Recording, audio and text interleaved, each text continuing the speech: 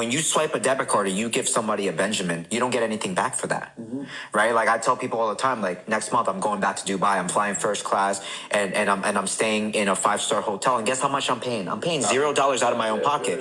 And all I did was, instead of using that debit card, I used that credit card.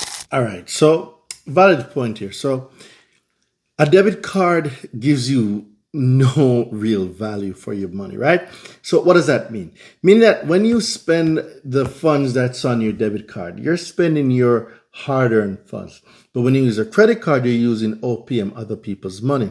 The cool thing about credit cards now, you can get cashback, points, rewards. And if you're using your credit card, let's say for marketing, and you have all these points, you can literally travel for free, right? Because you can redeem the points, the travel points, the cashback. You can use the cashback off of your credit card to pay down the balance on your credit card. So there's so many ways for you to leverage OPM. So you can use credit cards for different purposes and live an amazing life because of the perks that comes with it. So your debit card is not protected. That's rule number one. Your debit card is not protected. So let's say the debit card gets compromised. Guess what? You are asked. Your ass is grass. You are asked out, right? What does that mean? Good luck fighting that charge. Good luck trying to get that money back. Just good luck.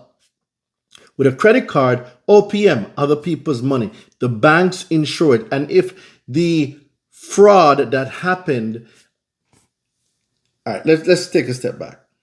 If your credit card gets compromised, the liability is not on you, right? The bank takes the hit. Why? They're going to do their investigation. They're going to shut the card down and you're not liable. As long as you